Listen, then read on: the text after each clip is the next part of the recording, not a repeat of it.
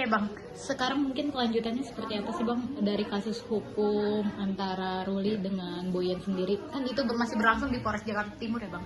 Ya, sepengetahuan kami kan di Polda Metro ya dilaporkan, cuma kami dapat info didisposisikan di Polres Jakarta Timur.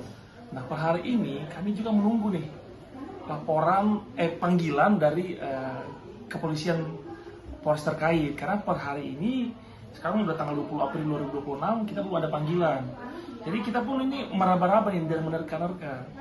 Klien kami juga pernah menanyakan apakah ada nggak surat ke lawyer, ada nggak ini panggilan. Nah, kami juga mengatakan bahwa belum ada. Nah, ini kami mohon kepada Polres terkait segera kami untuk dipanggil untuk menjelaskan terkait duduk perkara ini. Kalau semakin cepat kan ya artinya masalahnya kan cepat clear dan tidak melebar kemana-mana. Berarti ini cukup lama ya Bang untuk pemanggilan terlapor sendiri ya Bang? Ya, cukup lama ya, karena ada perkara juga yang kami handle, kami punya klien juga sebagai terlapor, itu bahkan laporannya belakangan.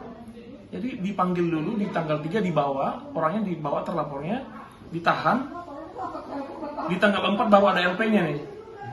Nah, kemudian nggak ada penyelidikan, langsung naik sidik. Nah, harusnya kan kita nggak tahu nih mana yang benar. Nah, harusnya sih kita udah dipanggil ya. Nah, kita ini nggak tahu nih apa alasan dari Polres terkait, kenapa lama untuk kita dipanggil. Apakah banyak kerjaan atau gimana. Intinya kami tuh pengen ini segera dipanggil biar kami memberikan seperti janjikan di awal akta perjanjiannya nih kerjasamanya. Intinya kami tidak menutup-nutupi, kami akan memberikan keterangan yang sebenar-benarnya. Demikian. Kalau untuk nanti di polisi, pasti kan ada mediasi ya Bang? Oke. Untuk dipertemukan kedua belah pihak nih. Ya. Sebenarnya dari pihak klien Abang tuh maunya seperti apa sih ke Ya. Ruli ini? Baik.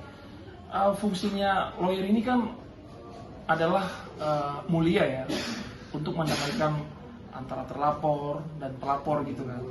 Ketika ada permasalahan, maka kita melihat nih, kita mengedepankan dulu nih kekeluargaan, ya kan? Dan sebelumnya juga info dari klien kami bahwa dia pernah duduk bareng nih dengan si pelapor dan atau kuasanya terkait dengan ini. Nah, makanya kan ketika nanti ada panggilan ini kan di sini nih kelihatan nih. Ya kami sangat berkenan ketika kita dipanggil di hari itu juga bisa langsung mediasi, ya kenapa tidak dong? Kita kan tidak menghalang-halangi penyelesaian perkara ya kan? Karena dosa juga kita kalau menghalang-halangi hal tersebut. Bang, ini kan perkara juga masih berlangsung ya Bang Yeah. di kepolisian. Yeah. Tapi Boyen sendiri kan sudah speak up ya Bang terkait Ruli sendiri. Okay, Mungkin okay. untuk sekarang ini Ruli berada di mana ya Bang? Info validnya sih saya tidak tahu ya. Cuma kalau saya mengikuti media sosialnya, beliau lagi di luar negeri ya. Saya juga belum tanya nih dalam 1 minggu ini belum tanya. Cuma saya lihat kemarin lagi berada di luar negeri, apakah liburan atau bekerja, saya kurang tahu. Posisinya lagi di luar negeri, tapi ada kasus perkara ini agak geram nggak sih Bang ngeliatnya? Kalau sebagai lawyer kita bingung juga ya, mungkin ada urusan lain atau holiday atau saya nggak tahu. Cuma ya teman-teman media masyarakat Indonesia bisa melihat nih berdasarkan postingannya beliau. Tidak ada rasa bersalah gitu Bang, masih asik liburan atau ke luar negeri, itu kan berarti butuh uang juga Bang ya Ya, untuk oke. kesana. Nah makanya nih kalau dibilang merasa bersalah atau tidak, ini kan kita menunggu nih panggilan dari kepolisian kan. Jadi mungkin juga beliau juga dilema karena sebelumnya dia pernah tanyakan ke saya, ini kita belum ada panggilan. Nah itu sih, makanya kan kita pengen banget nih ini segera dipanggil biar clear kan. Bang, rame juga kalau disebut sama Boyen, Ruli ini juga tidak menafkahi, bahkan disebut laki-laki Mokondo. Jadi sebelum ada kasus yang lagi rame di kepolisian ini, ternyata kasus penipuannya banyak gitu Bang. Mokondonya apa nih? Apakah modal konsisten doang kan kita nggak tahu. Nah ya, kalau itu sih Rana itu saya belum pernah diberitahu ya oleh yang bersangkutan.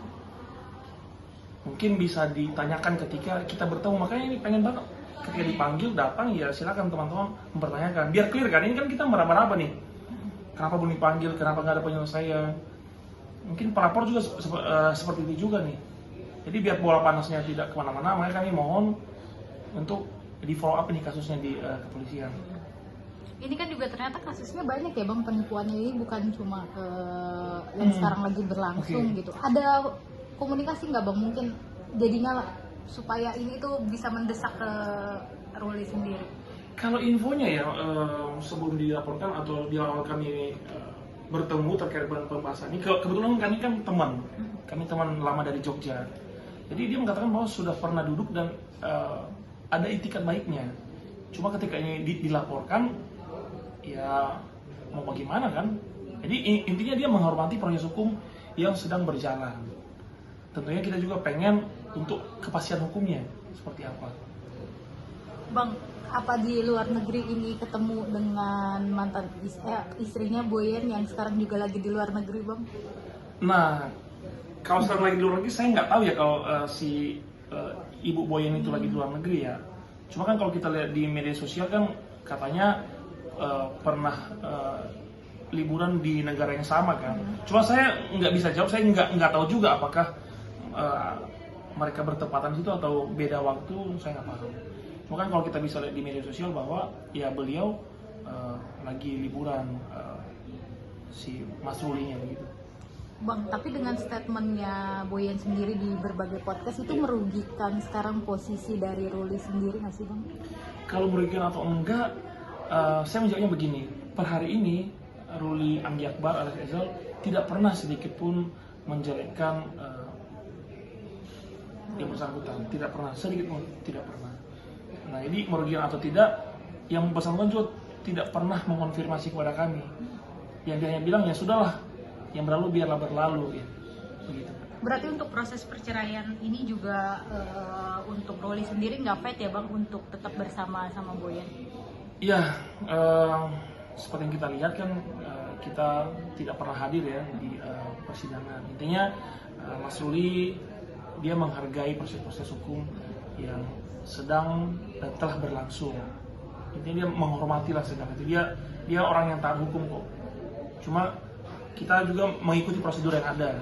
Kan tidak mungkin dong kita belum dipanggil ke kepolisian, kita ayo dong periksa kami, kan nggak mungkin juga kan. Begitu. Kalau dari maunya Ruli sendiri seperti apa sih bang setelah berjalannya hukum ini ditambah lagi dengan adanya statement-statement dari Boyen ini yang menyudutkannya, mungkin kalau dari Ruli sendiri maunya seperti apa bang? Ya dia maunya sama seperti manusia biasa, dia pengennya ya hidupnya tenang-tenang aja, yang hitam, putih-putih. Makanya nih kembali lagi nih, saya nggak jemu-jemu mengatakan bahwa kita menunggu laporan yang ada, kita untuk dipanggil kan, biar clear and clean. Karena sama seperti statement kami di awal, tidak ada penipuan dan penggelapan dalam hal ini. Ini murni investasi dan juga di pasal itu sudah disebutkan bahwa diselesaikan di Badan Arbitrase Nasional ketika ada masalah. Bang, sebelumnya kan Boyen memberi statement kalau tidak ada nafkah ya bang? Yeah. Kalau dari Ruli Akbar sendiri bercerita apa sih bang perihal nafkah itu sendiri? Ya seingat saya sih dia mengatakan menafkahi ya selayaknya suami kepada istri begitu. Walaupun mungkin nominalnya.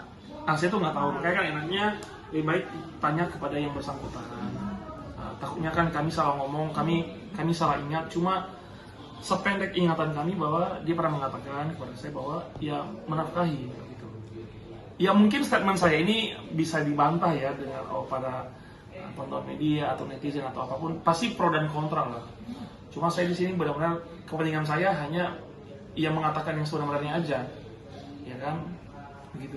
Bang, dengan tidak hadirnya klien abang di dalam persidangan cerai segala macam gitu, dengan banyaknya tudingan-tudingan terhadap klien abang juga, itu apakah tidak menjadi bola liar yang akhirnya ya dia aja nggak fight, berarti apa yang dituduhkan itu benar gitu? Berspekulasi jelek lah bang. Oke, jadi menurut pengalaman kami ketika beberapa kali menghandle perkara yang serupa, bahwa ada banyak alasan seseorang tidak hadir di dalam persidangan. Ada yang dia benar-benar menghargai proses itu, bahwa karena kan ketika hadirnya kedua belah pihak kan itu kan akan memakan waktu ya, artinya pasti akan ada bantahan yang lain. Ya dia ya sudahlah, kalau toh itu juga maunya, apapun itu dia tutup mata, mau dibilang A, B, C sampai Z, ya udahlah saya paksa menerima aja. Terkait dengan bola liar, ya rambut sama hitam, pola pikir kita berbeda-beda. Intinya ya dia manusia baik gitu aja. Saya sebagai teman dan lawyernya ya, karena kan kita benar-benar kenal itu udah cukup lama. Bang, untuk laporan di kasus di kepolisian itu kan awalnya di Polda. Di Polda itu sudah ada panggilan atau belum juga? Baik, menyikapi pertanyaan tersebut, kembali lagi per hari ini kami belum pernah dipanggil di tingkat manapun, di Polda, di Polres, dimanapun. Kami juga penasaran, begitu juga beliau nih. Dia juga penasaran nih, kenapa nih saya belum dipanggil? Kenapa mau dipanggil, Bang? Sedangkan kalau memang dari pihak kepolisian belum ada panggilan, berarti kan status hukum itu belum ada. Iya. Nah, kembali lagi ya, terkait dengan terang benderangnya sebuah perkara, apalagi kan ini beliau kan, ya bisa kita katakan public figure lah ya. Karena kan ini kan pasti menjadi sorotan. Ya, menjawab lagi tadi, terkait dengan bola liar, biar nggak bolanya kemana-mana, biar gol ibaratnya satu tujuan, maka ya harus dipanggil dong segera untuk kita memberikan keterangan. Ya. Kita tidak membuat hitam menjadi putih, putih menjadi hitam atau abu-abu. Enggak, yang real saja. Makanya seperti janji kita pada saat konferensi pers pertama, kita akan membuka itu akta perjanjian para pihak. Jadi kelihatan itu berapa sih yang ditransfer, itu digunakan untuk apa, siapa yang mentransfer atau bagaimana sistemnya, dan bagaimana pasal-pasal per pasal begitu. Kenapa nggak menjemput bolanya aja, Bang? Kenapa harus tunggu panggilan? Langsung keluar gitu dari prinsipal. Kita bertanya ke kepolisian. Dari pihak rulingnya muncul gitu, udah memberikan keterangan pers gitu. Kan sebenarnya kan kita pernah memberikan keterangan pers ya, atau kita datang ke kepolisian gitu untuk mempertanyakan.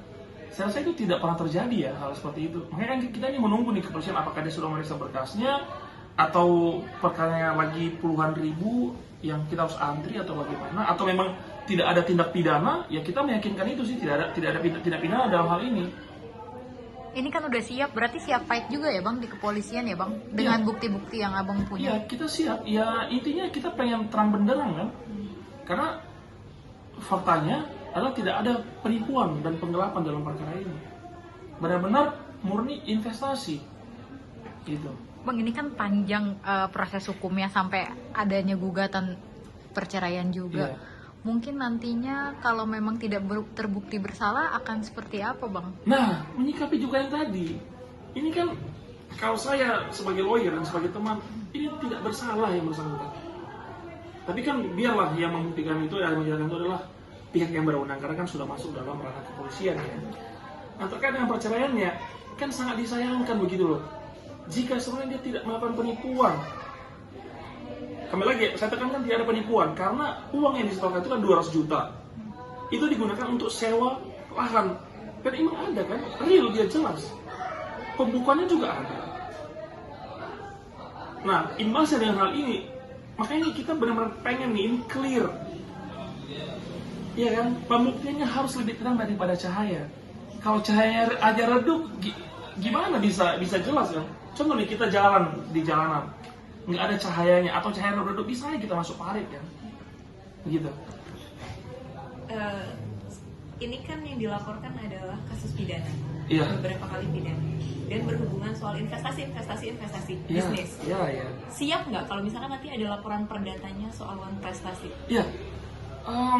Bisa dicek statement kami di awal pada saat konferensi pers bahwa ini perdata gitu loh. Ya kita siap fight. Ya kan? Saya sering bilang bahwa kalau main-main jangan tanggung-tanggung. Kalau tanggung-tanggung jangan main-main. Mainkan kan.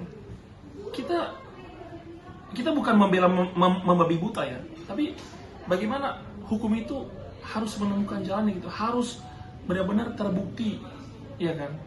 Sedangkan bukti-bukti yang ada ya, kita tidak memanipulasi atau menambah atau mengurangi. Kalau ada gugatan pertanyaan silakan.